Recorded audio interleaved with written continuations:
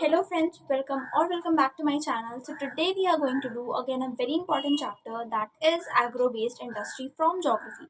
तो देखो जैसे कि हम लोग जानते हैं कि ज्योग्राफी जैसे कि अभी सीरीज वाइज तो नहीं है. This is the first video which I think I am uploading for this entire like geography class 10.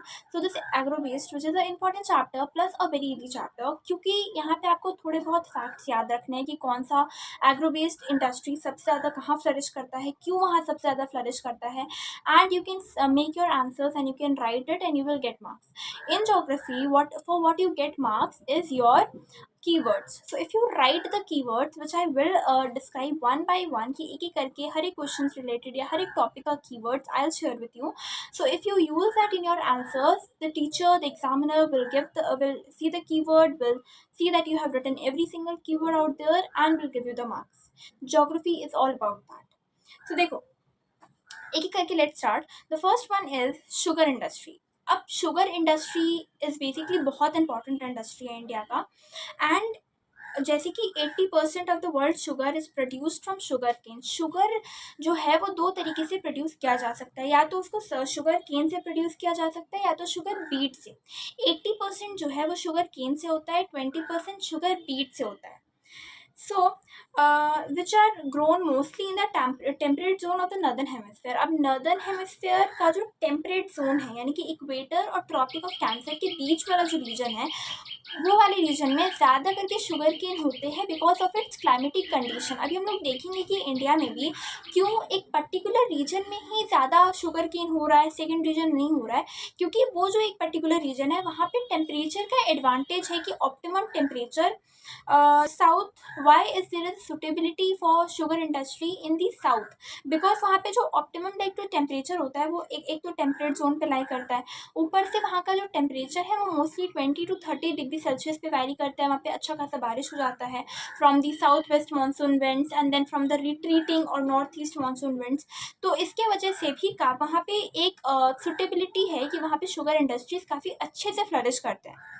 इसके अलावा rainfall as I mention 100 to 200 centimetre rainfall on an average हो जाता है इन विंड्स के वजह से, एंड जो कि काफ़ी इफिशिएंट इरिगेशन सिस्टम में हेल्प करता है. तो ऐसे भी क्वेश्चन आ सकते हैं कि why is south suitable for proper या efficient irrigation system. The answer will be because they get proper rainfall 100 to 200 centimetre rainfall. Soil. The soil consists of fertile, well drained, black rigger soil. अब जो वहाँ पे देखो mostly यहाँ पे deacon plateau है. Deacon plateau वाले reason में हम लोग को काफ़ी ज़्यादा ब्लैक सॉइल देखने को मिलता है. तो ब्लैक सॉइल में शुगर केन काफ़ी अच्छा होता है. Like cotton and sugar cane are the best output of black soil, जो कि हम लोग सॉइल वाले चैप्टर में भी पढ़ चुके हैं. अब देखो हम लाइन बाई लाइन तो रीडिंग करें, लाइक रीडिंग नहीं करेंगे बिकॉज ज्योग्राफी या हिस्ट्री ऐसा सब्जेक्ट है जहाँ पे you need connection. You need to connect this part of the chapter from that particular page, from that topic. So I am taking topics from anywhere in the chapter, but if you will listen this carefully, then I am guaranteeing you will be very good at this chapter. आपको सब समझ में आ जाएगा और याद हो जाएगा, और आपको सारे keywords भी मिल जाएंगे. You just have to listen this. I will not go line by line. I will take points, I will connect and I will make you understand, but you need to listen to it and connect points कि ये वाला point यहाँ से कैसे connected है, तब वो better याद भी रहेगा for a long term thing. So this is one of my favourite tips. Now अब वापस से आते हैं. तो इंडिया में जो शुगर इंडस्ट्री है वो सेकेंड लार्जेस्ट है टेक्सटाइल इंडस्ट्री के बाद में, यानी कि सबसे ज़्यादा इंडिया में टेक्सटाइल इंडस्ट्री है, उसके बाद शुगर इंडस्ट्री है. ब्राज़ील के बाद इंडिया सेकेंड लार्जेस्ट प्रोड्यूसर है शुगर केन का. और यहाँ पे जो शुगर प्रोडक्शन फिगर्स है are not very promising because of the quality of Indian cane is not very good because of its low sucrose content. क्योंकि देखो मोस्टली जो नॉर्थ इंडिया में जो शुगर केन होता है उसमें ज़्यादा शुगर कंटेंट नहीं होता है. इसकी वजह से नॉर्थ इंडिया काफ़ी ज़्यादा पीछे रह जाता है इन प्रोड्यूसिंग शुगर केन. ये भी है बुक में कि why North India is not very suitable. हालांकि बहुत ज़्यादा प्रोडक्शन होता है उत्तर प्रदेश और बिहार से, बट स्टिल नॉर्थ इंडिया में उतना ज़्यादा लोग उसकी तरफ ध्यान नहीं दे रहे हैं शुगर केन प्रोडक्शन के लिए, just because of this reason. मतलब this reason is one of them कि वहाँ पे लो सुक्रोज कंटेंट है और क्वालिटी ऑफ शुगर इतना अच्छा होता नहीं है. प्लस वहाँ पे जो रेट्स है शुगर केन के वो गवर्नमेंट सेट करते हैं. ठीक है, इसके बाद जो क्रशिंग पीरियड होता है, यानी कि शुगर केन देखो उसमें सुक्रोज है, ठीक है, डाइसैकेराइड, रिमेंबर बायोलॉजी. ठीक है, मतलब वहाँ पे डाइसैकेराइड एक मतलब सुक्रोज का जो मॉलिक्यूल है दैट इज नाउ बहुत जल्दी वो सूख जा सकता है, बहुत जल्दी वो जो है वो ड्राई हो जा सकता है। तो जो क्रशिंग पीरियड है शुगर केन का वो काफ़ी शॉर्ट होता है नॉर्थ इंडिया में, बट यहाँ साउथ इंडिया के टेम्परेचर के वजह से मान लो या फिर जो भी रीज़न है उसकी वजह से like let me show you the crushing period is longer because of year long tropical climate. यहाँ पे ट्रॉपिकल क्लाइमेट है जिसकी वजह से मतलब इंडिया एक ओवरऑल ट्रॉपिकल क्लाइमेट है, बट वो भी डिपेंड करता है। साउथ में काफ़ी ज़्यादा एक एवरेज टेम्परेचर रेनफॉल वगैरह रहता है, तो इसलिए हम लोग इसको ट्रॉपिकल क्लाइमेट बोल सकते हैं एक तरीके से। तो इसी वजह से वहाँ का जो क्रशिंग पीरियड है वो लॉन्ग रहता है, सुक्रोज उतना जल्दी ड्राई नहीं होता है, जिसके वजह से भी वहाँ पे जो शुगर इंडस्ट्रीज है वो ज़्यादा सस्टेन कर पाते हैं। Sugarcane needs to be crushed within 24 hours of harvest. After 24 hours, significant losses occur due to loss of moisture. धीरे धीरे मॉइस्चर जाने लगता है, इसी वजह से significant losses देखने को मिलते हैं। And decline in the percentage of sucrose in the juice, यानी कि जो सुक्रोज है वो धीरे धीरे कम होने लगता है। ठीक है, सो Uttar Pradesh and Bihar contributed 60%। 1960 to 1961 में उत्तर प्रदेश और बिहार 60 to 61% शुगर प्रोड्यूस करता था। Total sugar produced in the country today, these two states produce only 30%. Kanpur is a chief producing and marketing center for the sugar industry in North India. North India में कानपुर एक ऐसा reason है जहाँ पे sugar industry है अभी भी अच्छे से। ठीक है, वहाँ से काफ़ी ज़्यादा प्रोडक्शन होता है, बट उत्तर प्रदेश और बिहार में बहुत ज़्यादा रिडक्शन देखने को मिला है in the production of sugar. क्यों, वो हम लोग देखते हैं। Problems pertaining to North India sugar producing states. देखो, सबसे पहले तो हम बोल ही दिए थे कि यहाँ पे गवर्नमेंट फिक्स करता है price of the sugar cane, so cultivators are not very satisfied with the price in the past, which has changed to growing rice and other more profitable crops. So they found it more profitable to grow rice and other products rather than sugar cane, क्योंकि वहाँ पे price काफ़ी like government क्योंकि government उसको like set करता है, fix करता है, सो पीपल और cultivators are not very satisfied with that range. Crop is mainly produce by small cultivators. कोई बड़ी कल्टिवेटर्स ये चीज़ नहीं प्रोड्यूस करते हैं क्योंकि उनको सिग्निफिकेंट लॉस देखने को मिल सकता है या सिग्निफिकेंट प्रॉफिट नहीं देखने को मिलता है। इसके बाद फिर इंडस्ट्री जो है वो सीजनल होता है कैरेक्टर में, इसका क्रशिंग पीरियड काफ़ी कम होता है as said. Distance between the factories and the field, this is one of the reason why South India is flourishing, because वहाँ पे जो फील्ड्स का और इंडस्ट्रीज का यानी कि जहाँ पे इसको क्रश किया जाएगा या उसका यूज़ किया जाएगा, फैक्ट्रीज से जो फील्ड्स का डिस्टेंस होता है वो काफ़ी कम होता है, तो transport becomes more easier. But north India में जो डिस्टेंस होता है फैक्ट्रीज और फील्ड्स का वो काफ़ी दूर होता है, तो transport is difficult. The low sugar content is due to the poor quality cane, यानी कि वहाँ का जो क्वालिटी होता है, क्योंकि हर जगह का सेम नहीं हो सकता है, टेम्परेचर क्लाइमेट सॉइल पे डिपेंड करता है, ब्लैक सॉइल भी वहाँ पे नहीं ज़्यादा प्रेजेंट होता है, तो इसकी वजह से भी जो क्वालिटी होता है that is a bit less. Old outdated machinery, यानी कि जो मशीनरी है वो काफ़ी ओल्ड आउटडेटेड सा लाइक यूज़ किया जाता है in north India for sugar production. ठीक है, और यही सेम चीज़ हम लोग देखेंगे for south India in the textile industry. वहाँ पे टेक्सटाइल इंडस्ट्रीज़ के लिए ओल्ड और आउटडेटेड मशीनरी का इस्तेमाल किया जाता है, जिसकी वजह से साउथ एक सिग्निफिकेंट डिसएडवांटेज फेस करता है टेक्सटाइल इंडस्ट्री में। डिसएडवांटेज मतलब प्रॉब्लम कह सकते हैं, या why South India is not becoming so much popular, मतलब ऐसा कुछ। ठीक है, अभी हम लोग देखेंगे।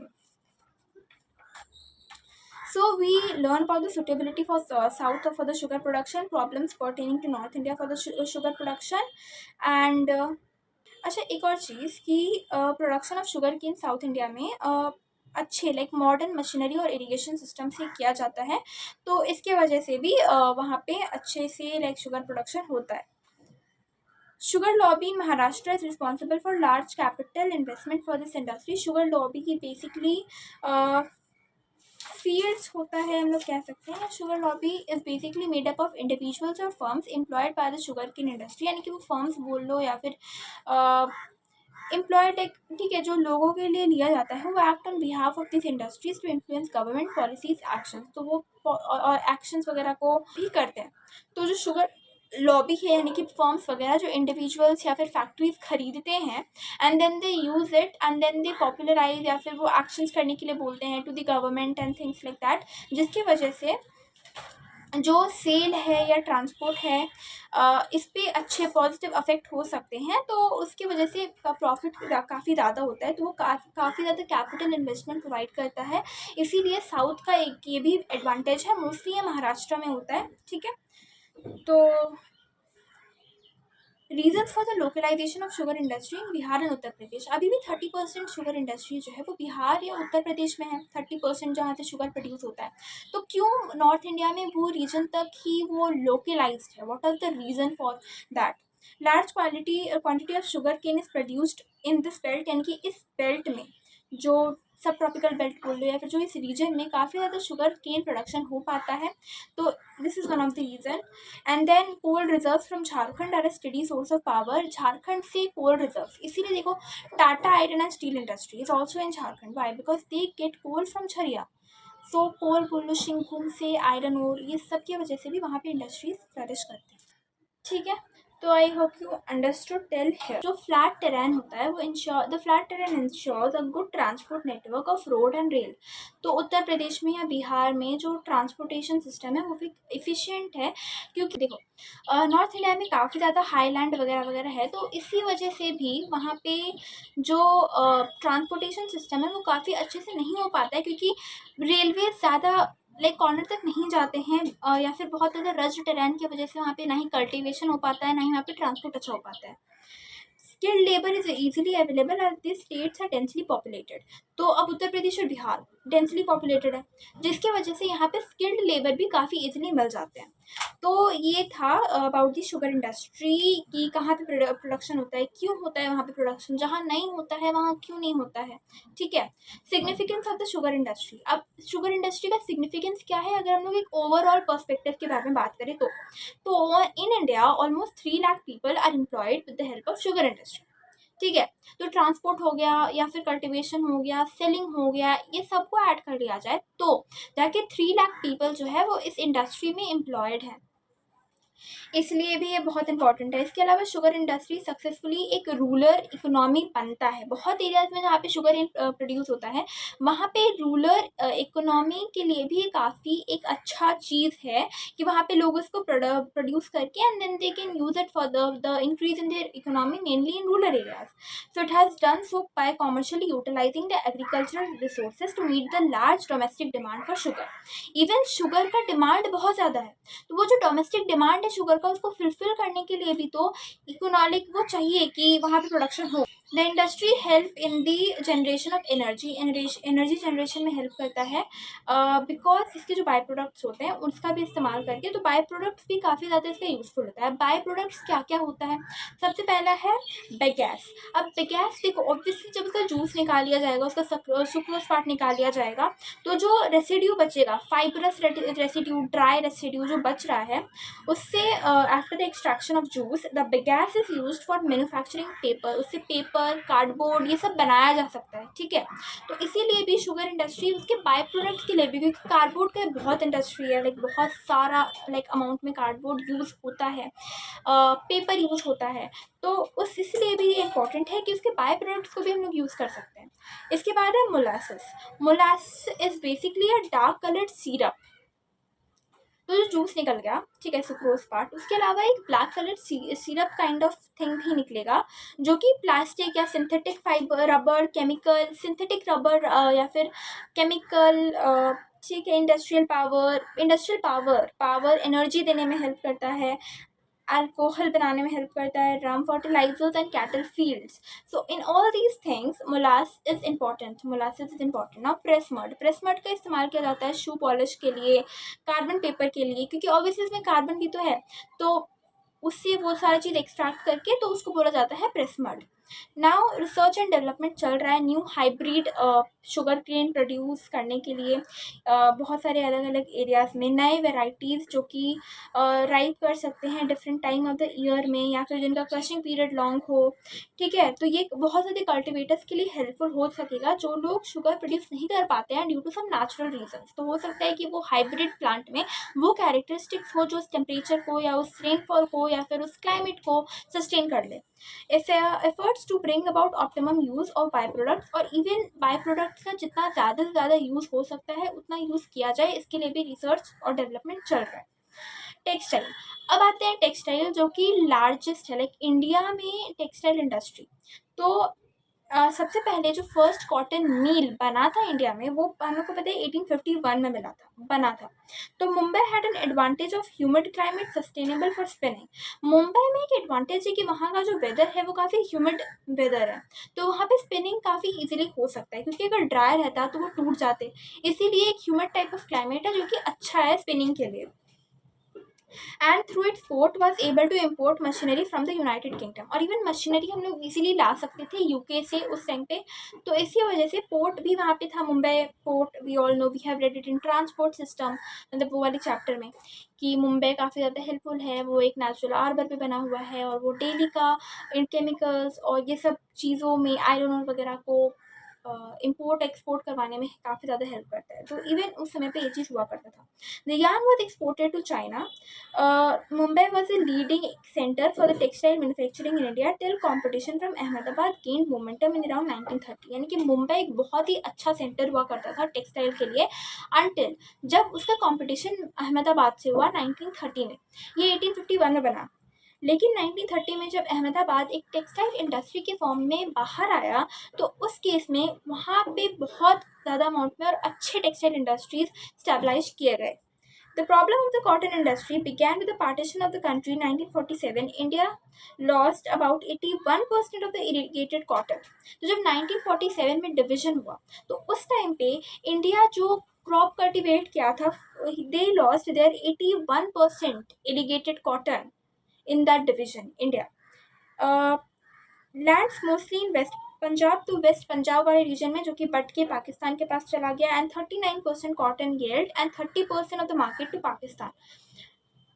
39% मार्केट जो कॉटन येल्ड था वो, 30% मार्केट और 81% इरिगेटेड कॉटन सब चला गया था उस टाइम पे। तो ये एक प्रॉब्लम बना उस समय पे कॉटन टेक्सटाइल इंडस्ट्रीज का। Importance of the cotton textile, देखो, डायरेक्टली या इनडायरेक्टली मोर देन 2 करोड़ या nearly 40% of the countries labour force is in textile industry. 2 crore people, 40% of the total number of people is in this industry, indirectly or directly.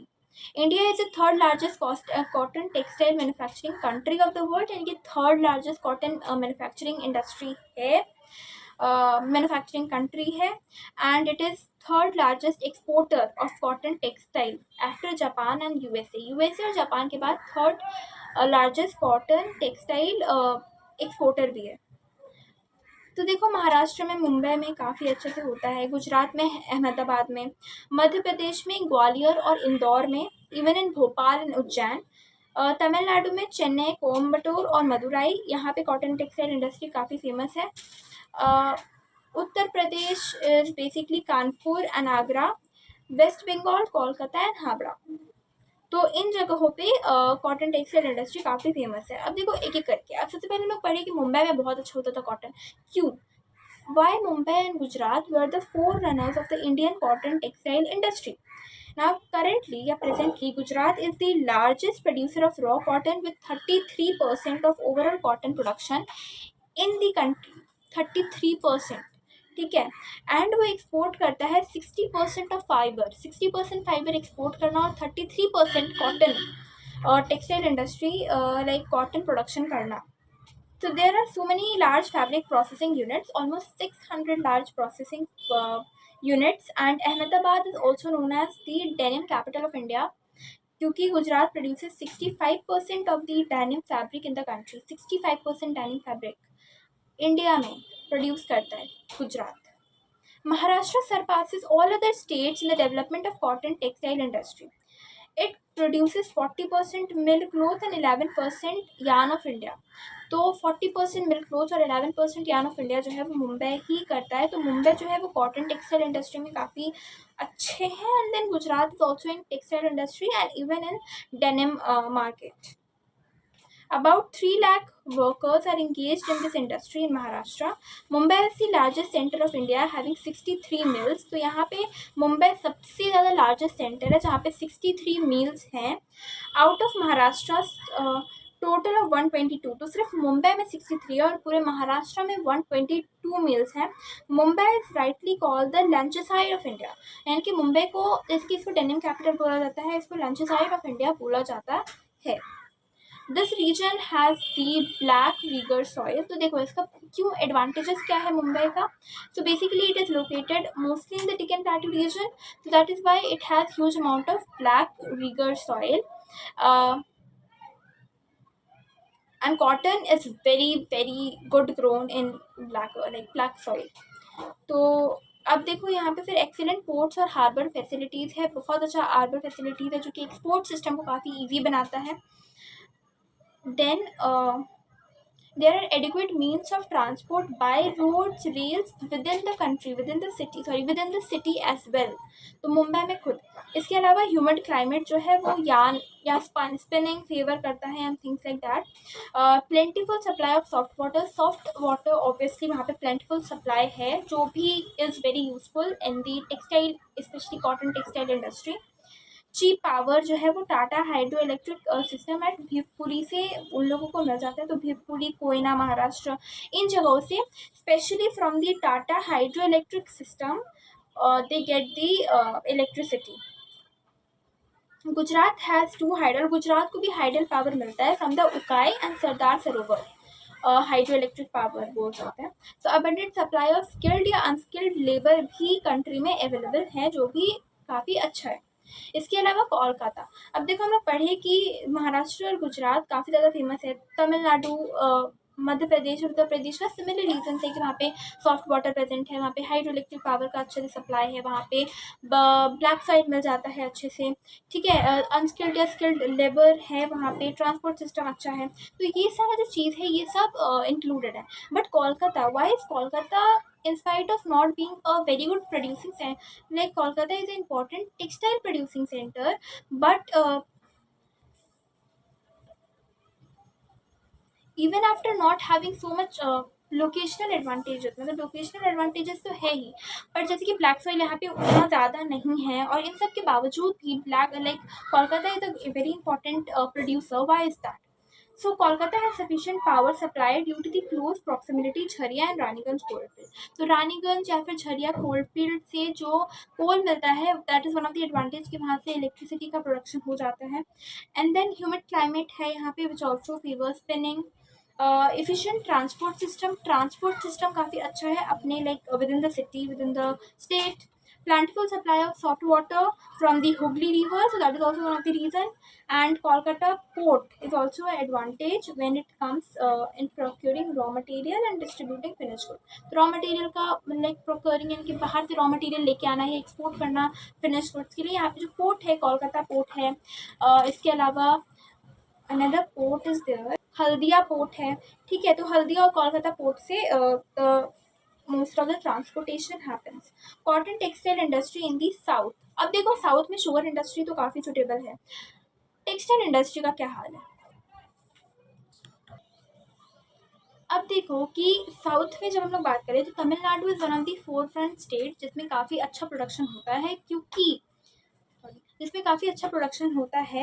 क्योंकि ये forefront है textile industry का। And the state सिर्फ खुद यहाँ पे 46% of the India's entire spinning capacity. अब देखो, don't get confuse, there is a difference between production, total the spinning capacity, या जो भी हम लोग टर्म्स अभी मेंशन किए। एंड देन ऑल्सो हम लोग देखें कि 33% कॉटन प्रोडक्शन गुजरात से आ रहा है, 60% फाइबर जो है इंडिया का that exported from Gujarat, 40% of the mill, so it produces 40% mill cloth and 11% yarn of India, 40% mill cloth and 11% yarn of India कौन? मुंबई, ठीक है, महाराष्ट्र। तो देर आर डिफरेंट जिसके लिए हम लोग ये परसेंटेज का यूज़ कर रहे हैं। तो जैसे कि कोयम्बटूर हो गया, अभी हम लोग तमिलनाडु के बारे में बात किए थे, Madurai, Coimbatore, these are the Chennai main regions where cotton textile industries are famous. Though the region enjoys the advantages of easy availability of raw cotton, यानी कि वहाँ पे ब्लैक सॉइल है तो ऑब्वियसली वहाँ पे रॉ कॉटन अच्छे से मिल जाता है, टेम्परेचर भी ठीक ठाक है, हाइडियल पावर है, सॉफ्ट वाटर है, ये सब कुछ है। इट ऑल्सो फेजेस कुछ सर्टन डिसएडवांटेजेस जैसे कि हाई लेबर कॉस्ट। अनस्किल्ड या स्किल्ड लेबर वहाँ पे इतने जल्दी नहीं मिलते हैं जितने जल्दी सेंट्रल इंडिया या फिर गुजरात या फिर बाकी स्टेट्स में मिलते हैं for this industry, like textile industry. तो this is one of the disadvantages. तो जो लेबर कॉस्ट होता है वो भी बहुत हाई होता है। And then obsolete technology and lack of automation, यानी कि बहुत पुराना technology, obsolete technology and lack of automation in this industry and innovation in the textile industry, ये भी एक रीज़न है। प्रोसेसिंग ऑफ कॉटन, अब जो मैन्युफैक्चरिंग प्रोसेस होता है बेसिकली वो washing and cleaning the cotton fibres होता है, उसको वॉश और क्लीन किया जाता है। इसके बाद कार्डिंग एंड कॉम्बिंग होता है, and then rope like mass of fibres known as sliver. तो उसके बाद mass like rope like fibres बनाया जाता है जिसको हम लोग स्लीवर बुलाते हैं, जिसको फिर स्पन किया जाता है to make cotton yarn. Clean करके उसको लाइक वॉश करके क्लीन करके कार्डिंग कॉम्बिंग किया जाता है, and then rope like structure बनाया जाता है जिसको स्लीवर बोलते हैं। एंड उसके बाद फिर उसको यार्न किया जाता है, लाइक स्पन किया जाता है to make cotton yarn. Spun किया जाता है to make cotton yarn. Cotton is not dyed before weaving and the loom usually produce grey cloth. तो इसको वीव करने से पहले डाई नहीं किया जाता, एंड यूजुअली जो है ये जो लूम है वो ग्रे क्लोथ बनाता है, which is later bleach dyed and printed. Grey cloth kind of बनता है, इसको बाद में जो है ब्लीच डाई या प्रिंट कर दिया जाता है। Some problems of the textile industry, textile industry का कुछ ओवरऑल प्रॉब्लम क्या है? So basically inadequate supply of good quality raw material, specially the long staple variety, यानी कि बहुत जो एक अच्छा वैरायटी होता है, स्टेपल वैरायटी होता है, उससे ज़्यादा प्रोडक्शन नहीं है, या फिर बोल लो उतना ज़्यादा अवेलेबिलिटी नहीं है, उतना ज़्यादा सप्लाई नहीं है। Low productivity of workers, there is a less productivity of workers who organize frequent strikes because of some reason। तो उसी वजह से outdated machinery और टेक्नोलॉजी का भी इस्तेमाल किया जाता है जो कि प्रोडक्टिविटी को कम बनाता है। This led to the uneconomic and inefficient units जिस रीजन में। तो these are several sick mills in the country who do not make profit। बहुत ज़्यादा ऐसा मिल्स है जो कि बिल्कुल भी प्रॉफिट नहीं बनाता है, तो obviously they will not choose to be in this industry। There stiff competition from synthetic fibre, और ऑब्वियसली कॉटन बनाया तो जा रहा है बट सिंथेटिक फाइबर से उसका बहुत ज़्यादा कॉम्पिटिशन है, जिसकी वजह से सिंथेटिक फाइबर्स भी काफ़ी पॉपुलर हैं। तो कॉटन काइंड ऑफ कम रहता है, मतलब है मार्केट में, but it's like they have a competition, so the profit automatically decreases. Significance of textile industry, what is the significance of this textile industry? So the textile industry is one of the largest industry in India, and बहुत ज़्यादा industrial output आता है इससे, और बहुत सारे लोग भी इसमें लाइक एम्प्लॉयड है। तो industrial output, economical advantages and employment जो कि ये देता है, and the value of total export. The large demand for textile in the country as well as in the foreign market, foreign market पे as well as India में जो इसका demand है वो ज़्यादा है। अब आते हैं सिल्क इंडस्ट्री में, द लास्ट। हम लोग शुगर इंडस्ट्री पढ़ लिए, हम लोग टेक्सटाइल इंडस्ट्री पढ़ लिए, cotton textile industry. Now let us come to silk industry. Silk is also a very good fibre, very good cloth like making. तो सिल्क को क्वीन ऑफ टेक्सटाइल भी बोला जाता है पूरे वर्ल्ड ओवर में। एंड इंडिया जो है वो रिच और कॉम्प्लेक्स हिस्ट्री से बना है सिल्क लाइक इंडस्ट्रीज का, क्योंकि यहाँ पे सिल्क बहुत अच्छा मिलता है, स्पेशली द सदर्न रीजन और the Kolkata part, like in सब रीजन में। तो the rearing of silk worm to produce silk thread is called sericulture, यानी जैसे हम लोग रीड करते हैं, यार्निंग दूसरा है, स्पनिंग दूसरा है, rearing is different। So when we rear the silk worm to produce silk thread, that process is known as sericulture। Sericulture industry बहुत ज़्यादा एम्प्लॉयमेंट देता है, जैसे कि 8 million people in rural and semi urban areas of India are employed in silk industry. And silk textile is a labour intensive industry, यानी कि यहाँ पे लेबर बहुत ज़्यादा लगता है सिल्क इंडस्ट्री में, and a large employment generator specially in the rural sector. Rural sector के लिए बहुत ज़्यादा एम्प्लॉयमेंट या फिर इकोनॉमिक एडवांटेज भी प्रोवाइड करता है। So it belongs to the small scale and cottage industry sector. तो ये कॉटेज इंडस्ट्री या स्मॉल स्केल सेक्टर में है, but it employs a lot of people, it is a very good economic advantage for most of the rural sectors. Silk worm to silk, basically इसको किया कैसे जाता है कि जो कैटरपिलर या लार्वा होता है उनको हैच किया जाता है from the eggs of the silk moth. Silk moth के एग से बेसिकली कैटरपिलर या लार्वा जब निकलता है तो सिल्क वॉर्म जो है वो फीड करता है मलबेरी लीव्स में, जहाँ पे ये खुद का भी लाइक रहते हैं वो लोग। तो ये प्यूपा बनाते हैं धीरे धीरे, खुद को ऐसे रोल रोल करके they make pupa like structure, and इस pupa stage में a weave is nestled around the silkworm to hold itself, यानी कि खुद को ऐसे पकड़ने के लिए they form a covering over it, a weave like structure. So once the worms start pupating in their cocoons, तो वो अपने cocoons में जब pupate करने लगते हैं एक टाइम के बाद, तो these are dissolved in boiling water. This is a very unhuman kind of practice, but still like कि एक एनिमल को who is inside its pupa, ठीक है, वो अपने जब प्यूपेट करने लगता है तो उस स्टेज में उसको बॉइलिंग वाटर में डाल के like they are killed, and in order for individual long fibers they are dissolved and long fibers to be extracted and fed into the spinning wheel. तो फिर वहाँ से जो fibers निकलता है उसको spinning wheels में like wheels में या reels में डाला जाता है. So the leading producer of raw silk is Karnataka, followed by Andhra Pradesh and other regions as well. Assam specializes in eri and muga silks, while Bihar, Chhattisgarh and Madhya Pradesh specialize mainly in the tussar silk. तो silk का भी variety होता है.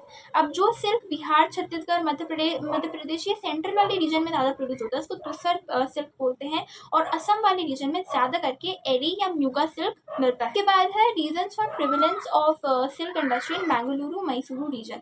मतलब बेंगलुरु मैसूरू कर्नाटका वाले reason में क्यों इतना ज़्यादा प्रोडक्शन है ना. सबसे पहले तो वहाँ पे फेवरेबल क्लाइमेट है जो कि 16 डिग्री टू 30 डिग्री है. Suitable for the production of mulberry plant. Mulberry plant होता है जिसमें वो प्यूपा या कुकून्स या जो भी बोल लो वो रहते हैं. Required for the rearing of the silk worm. Bombyx mori या फिर silk worms that fed on the mulberry leaves are reared all through the year. यानी कि वो पूरे साल जो बॉम्बिक्स मॉरी यानी कि सिल्क वर्म से रियर किया जा सकता है, जो वीव होता है जिससे सिल्क बनाया जाता है वो चीज़. फाइबर लॉन्ग फाइबर है. इनफ फ्रेश वाटर है यहाँ पे. फ्रेश वाटर बहुत अच्छे अमाउंट में है यहाँ पे. Free from alkaline salt. तो ज़्यादा यहाँ पे एल्कलाइन सॉल्ट भी नहीं होता है इन सब में. Enough fresh water, free from the processing of silk worms. Then modern scientific technology, यानी कि जो मॉडर्न साइंटिफिक टेक्नोलॉजी का इस्तेमाल किया जाता है इस फील्ड में सिल्क प्रोसेसिंग के लिए.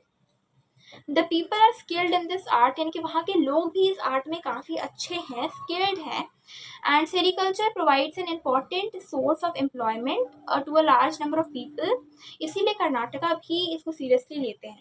लाइक वहाँ के जो लोग हैं वो इसको सीरियसली लेते हैं क्योंकि काफ़ी ज़्यादा एम्प्लॉयमेंट प्रोवाइड करता है. क्या क्या चैलेंजेस हैं जो कि सिल्क इंडस्ट्री फेस करते हैं. तो यहाँ पे स्टिफ कंपटीशन है आर्टिफिशियल सिल्क से या सिंथेटिक फाइबर्स से जो कि मार्केट में मिल जाता है, जो कि नेचुरल नहीं होता है, but then it is still used, which are far cheaper and thus more demanded. Several countries like China offer good quality silk at cheaper rate. तो फिर यहाँ पे जो इतने मेहनत से बनाया जाता है फिर उसका जो एक काइंड ऑफ वैल्यू है वो तो रहेगा ही ज़्यादा, but then people prefer that because they are cheaper and more convenient. Price fluctuation and absence of proper market. एक प्रॉपर मार्केट नहीं है अभी भी इसका, और काफ़ी ज़्यादा प्राइस भी फ्लक्चुएशन की वजह से most of the impeding factors in the growth of the silk industry. तो हम लोग बेसिकली क्या पढ़े. सबसे पहले हम लोग देखें कि चलो ठीक है शुगर इंडस्ट्री है. शुगर इंडस्ट्री भी जो है मोस्टली साउथ में सुटेबल है, नॉर्थ इंडिया में क्यों सुटेबल नहीं है, क्यों लोकलाइजेशन है बिहार में और बाकी लाइक उत्तर प्रदेश वाले रीजन में है, क्या क्या चैलेंजेस हैं. ठीक है, मतलब ये सारी चीज़ें हम लोग देखें. शुगर इंडस्ट्री में क्या क्या उसके बाई प्रोडक्ट्स है जिसका इस्तेमाल किया जाता है, क्यों वो इम्पॉर्टेंट है वो देखें, कैसे उसमें डेवलपमेंट और अभी चल रहा है बाकी सब वो देखें. इसके बाद cotton textile industry. Cotton textile industry में we learn that how Mumbai became one of the very prominent centers, and उसके बाद Ahmedabad, and then how cotton textile industries flourished in India, and it became one of the most important industry in India and third largest producer, third largest exporter. ये सब क्यों मुंबई इतना अच्छा है, या Mumbai Gujarat why are the forerunners for this textile industry. What is the production. Ahmedabad को Manchester बोला जाता है, like Manchester of India, and then Denmark capital of India, Gujarat, and Gujarat and Lancashire of India, Mumbai को बोला जाता है. तो this is the reason why. तो ये चीज़ हम लोग देखिए. फिर हम लोग देखिए कि क्या क्या चैलेंजेस फेस करने पड़ते हैं, like what are the problems of the textile industry जिसकी वजह से इतने ज़्यादा फेमस नहीं हो पाता है. Then we saw about the processing of cotton, कि कॉटन का जो एक मैकेनिज्म है वो कैसा होता है। एंड देन साउथ में क्या प्रॉब्लम्स है जिसकी वजह से, what are the disadvantages and what are the advantages of cotton textile industries in south. We saw that why Kolkata is an important centre for the textile producing centre. And इसके बाद भी saw the silk industry कैसे like वो बनता है, silk कैसे बनता है एंड कैसे सिल्क बनता है, सेरिकल्चर का प्रोसेस क्या है। India second largest producer of silk है आफ्टर चाइना। एंड ये सारा चीज़ हम लोग देखें। And why like Bengaluru Mysuru region में सबसे ज़्यादा इसका प्रोडक्शन होता है। And what are the challenges faced by the silk industry.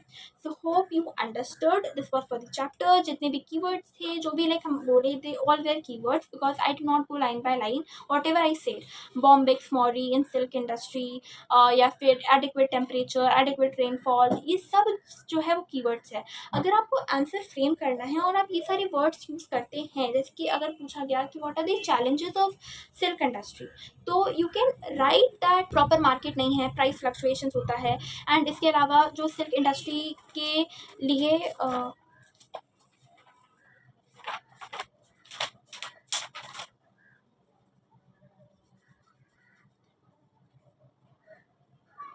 It's quite expensive, तो लोग चीपर जो सिल्क है उसको या फिर सिंथेटिक फाइबर्स या आर्टिफिशियल सिल्क को ज़्यादा प्रेफर करते हैं।